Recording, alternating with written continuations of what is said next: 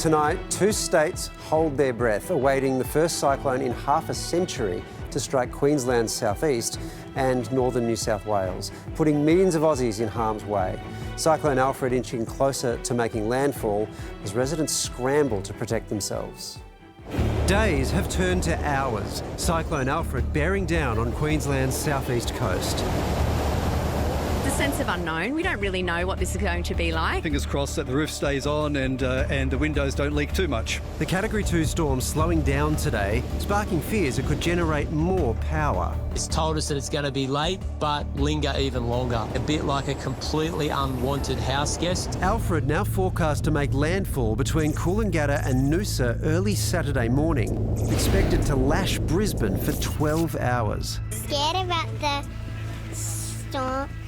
storm that's going to happen tomorrow. Got all food and batteries and torch all set up. Residents in low-lying flood-prone areas today urged to evacuate. There are 24 areas or communities that are subject at the moment to a prepare to evacuate order. Winds at the centre of the cyclone are already hitting speeds of 95 kilometres per hour, with gusts of up to 130. As monster waves smash Gold Coast beaches, taking onlookers by surprise. What the?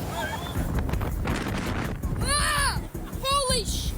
Footage taken at Currumbin Beach capturing the water rising up to lash the roads, with record waves of 16.5 metres recorded this morning. Storm surge is unlike anything I've seen before. It's pretty crazy. Never seen anything like it in my life, to be honest. Hundreds of schools in New South Wales and more than 1,000 in Queensland have closed. 3 regional airports have shut and public transport has been halted. I have every faith in the capability of our team to respond, and I know how great Queenslanders are at recovering after events. Thousands of homes across both states already without power. Residents in the firing line flocking to stock up on supplies and sandbag their properties before it's too late. We are currently seeing the power of Brisbane coming together and supporting one another. Do what we can now and see everyone on the other side. We are live from the land of the Kulin Nations, and joining us now from Brisbane is Queensland Premier David Crisafulli. Premier, thank you very much for fitting us in. Is the community ready for Alfred? People have responded brilliantly. It's been great to see, and I just want Queenslanders to know that if we continue to do the things that we're doing now, it just makes the response and then the recovery so much better. So people have had that little bit of a longer window because the system it stalled overnight and looped around. It remained a Category 2, but that bought us a little more time. And I want people to know that we are prepared. We've really spent a lot of time pre-positioning things, everything from generators to nurses to electricity workers, and people have done their bit as well. So I'm confident that the state will be able to handle it, and I'm confident in the ability of Queenslanders to see this through. It's good to hear that the preparations are going well. What's the latest advice that you're giving to residents to keep safe?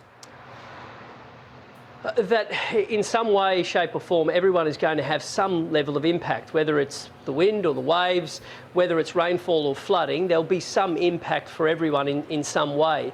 And it's so important that you do the little things up front. Now, the system has taken its time to get here, but we've seen waves north of 12 metres off the Gold Coast. That's uncharted territory.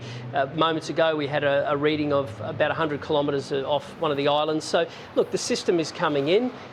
Again, it's the little things that people do, and we've just continued to say, stay connected. We've put all of that information on the disaster.qld.gov website, and by doing that, we've worked with the councils to show things like the mapping, whether or not people are in a storm surge area, whether or not you might be subject to flooding. And if you're not, we just give tips of what to do. And the best thing you can do is fortify your home, remove the loose items. That's the safest place for you. And I've got every confidence in people. There are already thousands of homes without power. 20,000 in Brisbane alone are at risk of flooding. Just how much damage are we expecting to see by the end of this? Well, that depends on when it crosses, exactly where and how strong it is. But one thing's for sure, and that is we're ready. And you mentioned electricity. That is such a key part of any response getting that back on. We've now got 1,200 electricity workers here. Many of them have actually been reconnecting power. We lost power to several thousand homes across a range of suburbs, particularly in the northern Gold Coast and some of those islands where trees have fallen. A lot of those were reconnected, but you're right, there'll be more power loss, but we've got those workers. They will work while it's continuing, while it's safe to do so, and then once the system passes, they will be there, boots and all, and there's another 800 from the other end of the state who'll be going to help their mates in the south after seeing people from Brisbane come and help them only a few weeks ago. It's a magnificent thing to see. It is Queensland spirit at its best. Premier, just quickly before we let you go, obviously weather is uncertain. We expect that the worst of it will hit on Saturday morning. What will be the top priorities in terms of preparation for tomorrow?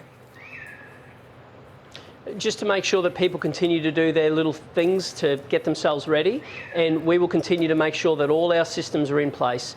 We've got swift water rescue boats in place, we've got health staff in place. We've spent a lot of time preparing for this because we have taken it seriously, and overwhelmingly so too have Queenslanders. So I've got every faith we'll keep sharing the information regularly, and people will continue to respond in the way they have. We're pleased with where we are at the moment, and I'm very, very confident we'll see this through.